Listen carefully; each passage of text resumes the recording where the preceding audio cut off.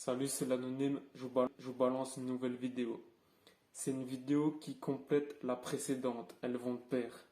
On a vu l'importance de mettre en place un système de connaissances, le rôle des communautés avec un passage à l'action obligatoire. Aujourd'hui, on va voir l'apparence, les contacts et le leadership. 6 choses essentielles pour se hisser au-dessus de la pyramide, pour faire partie du top 3% ou pour tout simplement s'élever de la masse, faire la différence.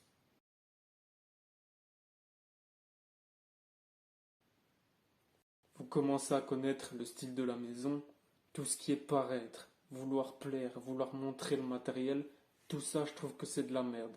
L'apparence c'est beaucoup plus subtil. L'apparence ça passe par l'attitude, par le regard, par le sourire. Le plus important c'est d'être propre sur soi. Quand tu es propre sur toi, directement, tu es dans la bonne attitude, tu es dans la bonne énergie, tu arrives à avoir de la tchatch, à enchaîner sur les discussions, à surenchérir. Et tout ça, ça passe par une bonne forme physique, une bonne coupe de cheveux, des dents blanches et pas de boutons. Rien de plus simple.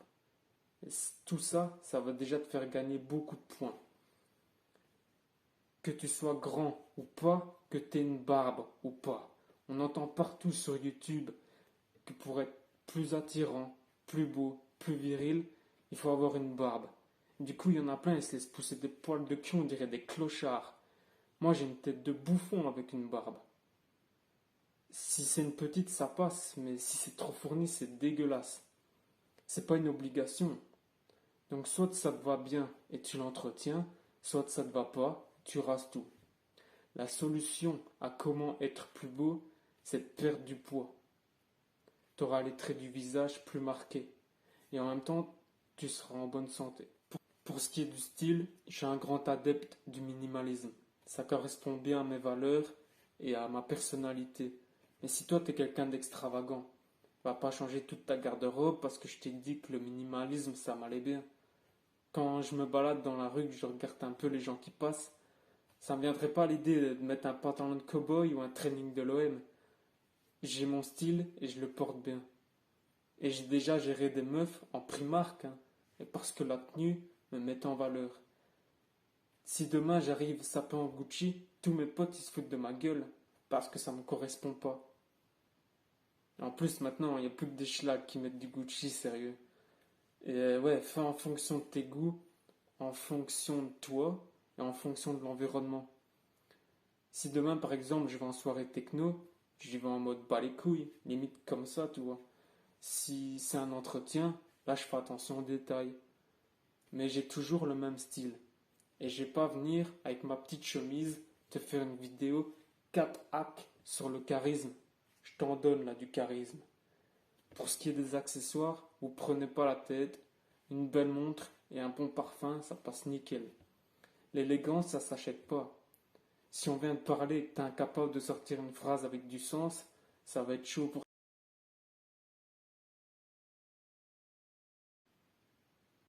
J'en arrive aux contacts. Les contacts, c'est un peu comme les communautés.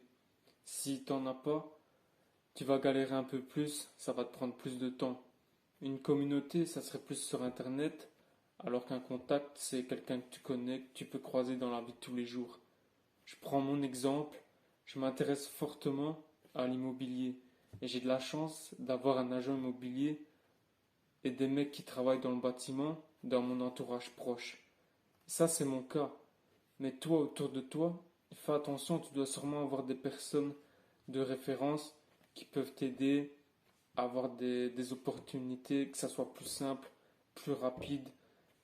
Tout ça, c'est que des compétences sociales en fait. Et avoir des contacts, ça se crée sur toute une vie, donc tu dois commencer maintenant. Et tu peux toi aussi devenir une personne de référence. Et avoir des contacts et être un contact, ça augmente ta valeur.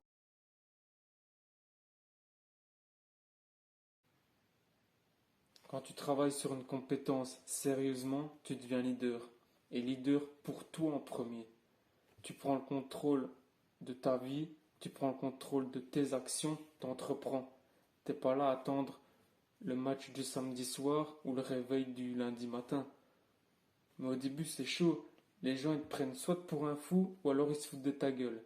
Et si tu arrives à garder le focus, que petit à petit tu atteins tes objectifs, tu prends confiance en toi et c'est comme ça qu'on devient leader. Moi, à la base, je suis un gars très solitaire.